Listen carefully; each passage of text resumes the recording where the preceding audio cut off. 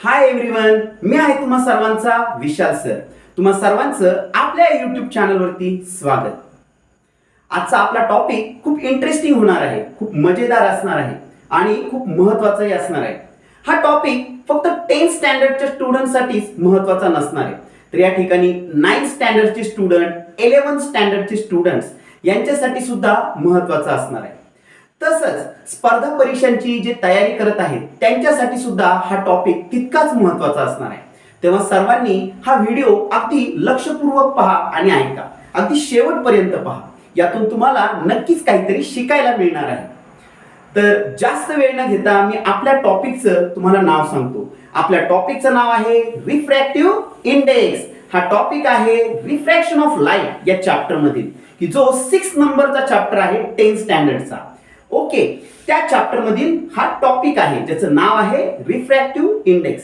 Refractive इंडेक्सचं नाव काय आहे? Refractive इंडेक्सला मराठीत काय म्हणतात तर अपवर्तनांक असं म्हणतात. त्याचा मराठीत अर्थ अपवर्तनांक असा आहे. आता रिफ्रॅक्टिव्ह इंडेक्स जाणून घेण्यापूर्वी आपण परत एकदा रिफ्रॅक्शन ऑफ लाईट म्हणजे काय याची रिव्हिजन करूया. पहा, रिफ्रॅक्शन ऑफ लाईट म्हणजे काय? प्रकाशाचे अपवर्तन. जेव्हा लाईट एका ट्रान्सपरंट मीडियम मधून दुसऱ्या ट्रान्सपरंट मीडियम मध्ये ट्रॅव्हल करत असते त्यावेळेस ती तिची डायरेक्शन काय करते? चेंज करते. ओके, मग त्याला आपण काय म्हणतो? रिफ्रॅक्शन ऑफ लाईट असं म्हणतो. पण लाईट जेव्हा एका ट्रान्सपरंट मीडियम मधून दुसऱ्या ट्रान्सपरंट मीडियम मध्ये ट्रॅव्हल करत असते किंवा एंटर करते त्यावेळेस ती तिची डायरेक्शन का चेंज करते? तर या ठिकाणी त्याचं कारण आहे की लाईटची व्हेलॉसिटी जी आहे ती वेगवेगळ्या मीडियम मध्ये वेगवेगळी असते. ओके, म्हणजे एअर मध्ये जी व्हेलॉसिटी आहे लाईटची त्यापेक्षा वेगळी व्हेलॉसिटी वॉटर मध्ये असणार आहे, त्यापेक्षा वेगळी व्हेलॉसिटी ग्लास मध्ये असणार आहे. म्हणजेच काय, मीडियम चेंज झालं की लाईटची व्हेलॉसिटी चेंज होणार आहे. म्हणजेच काय, लाईटची व्हेलॉसिटी वेगवेगळ्या मीडियम मध्ये वेगवेगळी असते. म्हणून लाईट जेव्हा एका ट्रान्सपरंट मीडियम मधून दुसऱ्या ट्रान्सपरंट मीडियम मध्ये या ठिकाणी एंटर करते, ट्रॅव्हल करते, या ठिकाणी जाते, पास होते, त्यावेळेस लाईट तिची डायरेक्शन काय करते? चेंज करते. त्याला आपण रिफ्रॅक्शन ऑफ लाईट असं म्हणतो, ज्याचं कारण आहे लाईटची व्हेलॉसिटी वेगवेगळ्या मीडियम मध्ये वेगवेगळी असते. आता रिफ्रॅक्टिव्ह इंडेक्स जो टॉपिक आज आपण पाहणार आहोत ज्याचा अर्थ असा आहे की अपवर्तनांक. ओके, मराठीत त्याचा अर्थ काय आहे? अपवर्तनांक. मग हा जो काही रिफ्रॅक्टिव्ह इंडेक्स टॉपिक आहे हा व्हेलॉसिटी ऑफ लाईटशी संबंधित आहे, लाईटच्या व्हेलॉसिटीशी संबंधित आहे. कसा ते आता आपण पाहूया. पहा, रिफ्रॅक्टिव्ह इंडेक्स हा रेशो आहे. हा दोन सिमिलर क्वांटिटीजचा रेशो आहे. हा दोन सिमिलर क्वांटिटीजचा रेशो आहे म्हणून याला कुठलंही युनिट नाही, कुठलंही एकक नाही. म्हणजे काय, दोन समान क्वांटिटीजचा हा भागाकार आहे, हे डिव्हिजन आहे. ओके, मग ह्या कोणत्या दोन क्वांटिटीज आहेत? दोन समान क्वांटिटीज कोणत्या आहेत? तर या ठिकाणी व्हेलॉसिटी जी आहे लाईटची, व्हेलॉसिटीज ऑफ लाईट, या क्वांटिटीजचा काय आहे? तो रेशो आहे. पहा, या ठिकाणी आपण रिफ्रॅक्टिव्ह इंडेक्सची डेफिनेशन जाणून घेऊया. पहा, refractive index is the ratio. Refractive index हा रेशो आहे ऑफ व्हेलॉसिटीज ऑफ लाईट, लाईटच्या व्हेलॉसिटीचा in the two different transparent medium. दोन वेगवेगळ्या ट्रान्सपरंट मीडियम मध्ये लाईटच्या ज्या काही व्हेलॉसिटीज असणार आहे त्यांचा हा काय आहे? रेशो आहे. ओके, आता हा रेशो आहे, याला कुठलंही युनिट नाही. ओके, आता समजा आपल्याला ही डेफिनेशन समजून घ्यायची असेल, या पद्धतीने जर आपल्याला रेशो लिहायचा असेल, रिफ्रॅक्टिव्ह इंडेक्स लिहायचा असेल तर आपल्याला काय करावं लागेल? सुरुवातीला या ठिकाणी मी दोन ट्रान्सपरंट मीडियम या ठिकाणी काय करतोय? विचारामध्ये घेतोय.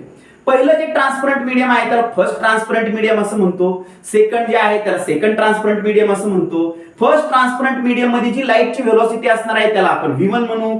दुसऱ्या ट्रान्सपरंट मीडियम मध्ये जी लाईटची व्हेलॉसिटी असणार आहे त्याला आपण V2 म्हणू. आता आपल्याकडे काय आहे? लाईटच्या व्हेलॉसिटीज आहेत दोन वेगवेगळ्या मीडियम मधल्या. आपली डेफिनेशन काय सांगते की हा रिफ्रॅक्टिव्ह इंडेक्स काय आहे? रेशो आहे. कोणाचा? लाईटच्या व्हेलॉसिटीचा. मग एखादा विद्यार्थी काय करेल? हा रेशो लिहित असताना V1 अपॉन V2 लिहिल. ओके, मग जर हा रेशो V1 अपॉन V2 असा लिहिला तर तो रिफ्रॅक्टिव्ह इंडेक्स आहे. मग या रिफ्रॅक्टिव्ह इंडेक्सचं वाचन कसं करायचं? तर याचं वाचन असं करायचं, refractive index of second medium with respect to first. कसं करायचं याचं वाचन? जेव्हा V1 अपॉन V2 असं लिहू तेव्हा refractive index of second medium with respect to first, आणि लिहिताना ते सिम्बॉल मध्ये असं लिहिलं जाईल. ओके, आता समजा दुसरा विद्यार्थी काय करेल? रेशोच लिहायचा आहे ना, V2 अपॉन V1 लिहून पाहिजे. ओके, मग त्यावेळेस त्या रिफ्रॅक्टिव्ह इंडेक्सचं वाचन कसं करायचं, तो पण रिफ्रॅक्टिव्ह इंडेक्स आहे. मग त्याचं वाचन कसं करणार आपण या ठिकाणी, refractive index of first medium with respect to second. जर V2 आपण V1 असं लिहिलं तर सिम्बॉल मध्ये ते असं लिहिलं जाईल आणि त्याचा अर्थ काय असेल, refractive index of first medium with respect to second असा त्याचा अर्थ होईल. ओके, आता आपण रिफ्रॅक्टिव्ह इंडेक्स जे आहे त्यांचा अर्थ जाणून घेण्याचा प्रयत्न करू. लिहिल्यानंतर त्यांचा अर्थ काय असतो किंवा कसे लिहिले जातात ते आपण जाणून घेण्याचा प्रयत्न करू, शिकण्याचा प्रयत्न करू. पहा, या ठिकाणी मी दोन वेगवेगळे ट्रान्सपरंट मीडियम विचारात घेतलेले. समजा एअर हे एक ट्रान्सपरंट मीडियम आहे आणि दुसरं ट्रान्सपरंट मीडियम मी या ठिकाणी ग्लास विचारात घेतलेलं आहे. ओके, आता एअर हे फर्स्ट ट्रान्सपरंट मीडियम आहे. मग एअर मधली जी लाईटची व्हेलॉसिटी आहे, समजा मी तिला V1 म्हणलं. आता एअर मधून लाईट ग्लास मध्ये पास होते. ग्लास हे सेकंड ट्रान्सपरंट मीडियम आहे. ग्लास मध्ये पास होत असताना लाईटची व्हेलॉसिटी चेंज होणार आहे. मग तिला आपण काय म्हणू, ग्लास मधली जी व्हेलॉसिटी आहे, सेकंड मीडियम मधली जी व्हेलॉसिटी आहे, आपण तिला V2 म्हणू. आता आपल्या रिफ्रॅक्टिव्ह इंडेक्सच्या डेफिनेशन नुसार आपण हा रेशो कसा लिहू शकतो, एक तर V1 अपॉन V2 लिहू शकतो किंवा V2 अपॉन V1 लिहू शकतो. जर V1 अपॉन V2 लिहिला एखाद्या विद्यार्थ्यांनी हा रेशो, तर काय म्हणावं लागेल त्याला, या ठिकाणी refractive index of first medium, refractive index of second medium with respect to first म्हणणार. जर V1 अपॉन V2 लिहिलं तर refractive index of second medium with respect to first म्हणणार. म्हणजेच काय, तर refractive index of glass with air म्हणणार. कारण ग्लास काय आहे, सेकंड मीडियम आहे. त्याचा रिफ्रॅक्टिव्ह इंडेक्स कोणाबरोबर लिहितोय आपण, एअर बरोबर लिहितोय. Refractive index of glass with air. Okay, जर V1 अपॉन V2 असं लिहिलं तर, समजा एखाद्याने V2 अपॉन V1 लिहिलं. ओके, मग त्यावेळेस त्याचा अर्थ काय होतो की refractive index of first medium with respect to second होतो. V2 अपॉन V1 जर लिहिलं तर, म्हणजेच काय, refractive index of air with respect to glass असा त्याचा अर्थ होईल आणि ते सिम्बॉल मध्ये असं लिहिलं जाईल. ओके, आता या ठिकाणी समजा तुम्हाला refractive index of glass with air दिलेलं आहे, 3/2 समजा दिलेलं आहे तुम्हाला, बरोबर आहे. या ठिकाणी refractive index of glass with air तुम्हाला दिलेलं आहे 3/2 आणि तुम्हाला असं विचारलं की refractive index of air with respect to glass लिहा. मग आपण काय करतो, V2 अपॉन V1 लिहितो. V2 अपॉन V1 लिहितो ना, म्हणजेच काय करतो आपण, हे उलट लिहितो खाली लिहिताना. मग हे सुद्धा कसं लिहावं लागेल, उलट लिहावं लागेल, बरोबर आहे. 2/3 होईल. ओके, जर वरचं दिलेलं असेल तर खालचं लिहिताना आपल्याला काय करावं लागेल, उलट्या पद्धतीने लिहावं लागेल. ओके, आता या ठिकाणी मी परत एकदा तुम्हाला सांगतो रिफ्रॅक्टिव्ह इंडेक्स म्हणजे काय. रिफ्रॅक्टिव्ह इंडेक्स हा रेशो आहे, दोन सिमिलर क्वांटिटीजचा रेशो आहे. ज्या सिमिलर क्वांटिटीज विचारात घेतलेल्या आहेत त्या व्हेलॉसिटीज ऑफ लाईट आहे. म्हणजेच काय, या ठिकाणी refractive index is the ratio of velocities of a light in two different transparent medium. Okay, आता मी या ठिकाणी दोन ट्रान्सपरंट मीडियम विचारात घेतले. पहिलं ट्रान्सपरंट मीडियम जे आहे त्याच्यामधली व्हेलॉसिटी मी V1 मानली. दुसरं जे ट्रान्सपरंट मीडियम आहे त्याच्यामधली व्हेलॉसिटी मी V2 मानली. आता एखादा विद्यार्थी काय करेल, रेशोच लिहायचा ना, V1 अपॉन V2 लिहून टाकेल. तर मग तो जो रिफ्रॅक्टिव्ह इंडेक्स त्याने लिहिलेला आहे, तो जो रेशो लिहिलाय, त्याचा अर्थ काय होतो, तर refractive index of second medium with respect to first होतो त्याचा अर्थ. जर V1 अपॉन V2 लिहिलं तर, आणि जर समजा दुसऱ्या एका विद्यार्थ्याने असं लिहिलं V2 अपॉन V1 लिहिलं, तो पण रिफ्रॅक्टिव्ह इंडेक्सच आहे, पण त्याचा अर्थ असा आहे की refractive index of first medium with respect to second असा होतो. आता हा रिफ्रॅक्टिव्ह इंडेक्स कसा लिहायचा, त्याचा काय अर्थ होतो नेमका, हे आपण शिकण्यासाठी उदाहरण घेतलेले. काय घेतलेले की या ठिकाणी दोन ट्रान्सपरंट मीडियम आहे, म्हणजे लाईट ही या ठिकाणी एका ट्रान्सपरंट मीडियम मधून दुसऱ्या ट्रान्सपरंट मीडियम मध्ये ट्रॅव्हल होती.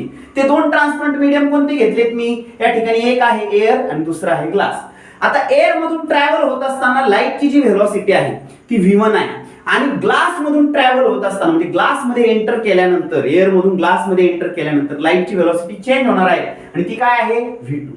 आता आपल्याला काय करायचंय, रिफ्रॅक्टिव्ह इंडेक्स लिहायचा आहे. मग एक पहिला विद्यार्थी काय करेल, V1 अपॉन V2 लिहून पाहिजे. मग त्याचा अर्थ काय होईल, तर या ठिकाणी त्याचा अर्थ असा आहे refractive index of second medium with respect to first. म्हणजेच काय, इथं सेकंड मीडियम काय आहे, ग्लास आहे. फर्स्ट मीडियम काय आहे, एअर आहे. म्हणजेच त्याचा अर्थ काय झाला, refractive index of glass with respect to air. जर कसं लिहिलं तर V1 अपॉन V2 लिहिलं तर.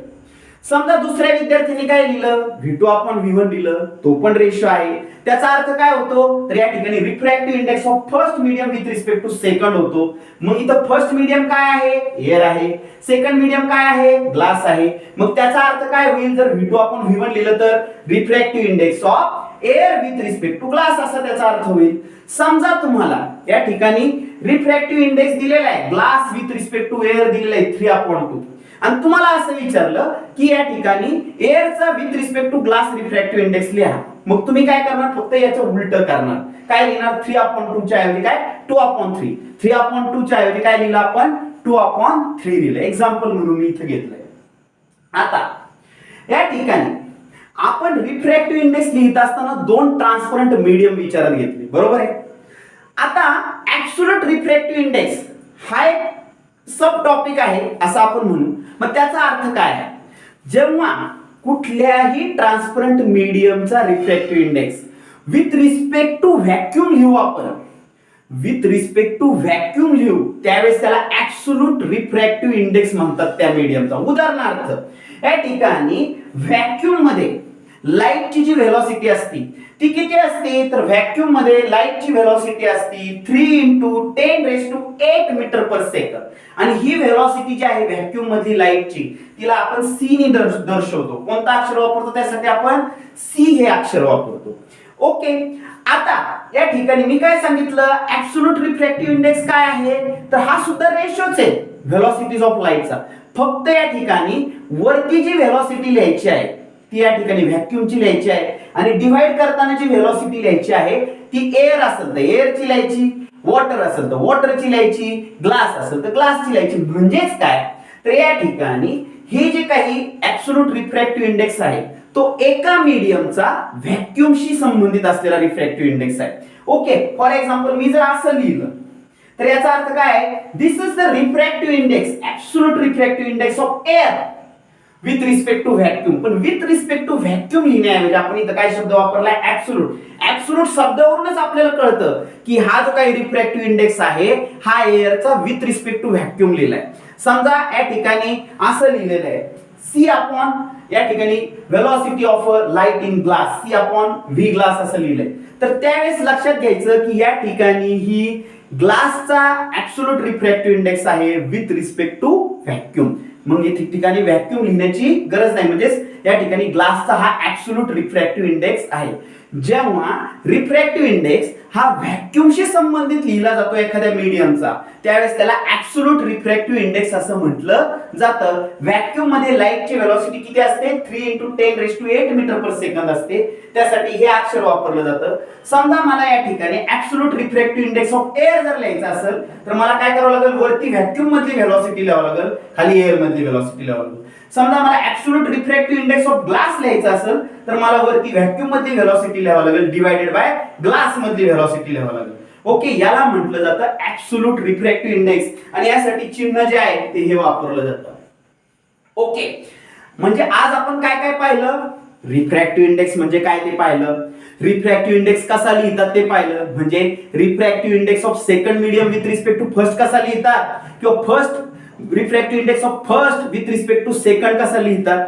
ऍब्सोल्यूट रिफ्रॅक्टिव्ह इंडेक्स म्हणजे काय पाहिलं, ऍब्सोल्यूट रिफ्रॅक्टिव्ह इंडेक्स काय आहे, तर हा रिफ्रॅक्टिव्ह इंडेक्स आहे ट्रान्सपरंट मीडियमचा विथ रिस्पेक्ट टू व्हॅक्यूम लिहितो आपण तो. ओके. या ठिकाणी व्हॅक्यूम मध्ये लाईटची व्हेलॉसिटी किती असते, 3 × 10⁸ मीटर पर सेकंद आणि त्यासाठी अक्षर जे आहे हे वापरलं जातं. या ठिकाणी आज आपण रिफ्रॅक्टिव्ह इंडेक्स हा टॉपिक पाहिलाय, जो टॉपिक आहे रिफ्रॅक्शन ऑफ लाईट या चॅप्टर मधला. हा अत्यंत महत्वाचा टॉपिक आहे. हा टॉपिक जर तुम्हाला कळाला तर यावरची उदाहरणं तुम्ही सहज सोडवू शकाल. ओके. म्हणून हा टॉपिक खूप महत्वाचा आहे. हा व्हिडिओ अगदी शेवटपर्यंत पाहिल्यानंतर तुम्हाला हा टॉपिक लक्षात येईल. यासाठी तुम्हाला जे समजलंय ते तुम्ही वही पेन घेऊन नंतर लिहून पहा, मग तुमच्या लक्षात येईल की हा तुम्हाला टॉपिक किती समजला आहे. ओके. या ठिकाणी आज आपण रिफ्रॅक्टिव्ह इंडेक्स हा टॉपिक पाहिलेला आहे, त्याचबरोबर ऍब्सोल्यूट रिफ्रॅक्टिव्ह इंडेक्स म्हणजे काय तेही पाहिलेलं आहे. आज आपण इथं थांबतो.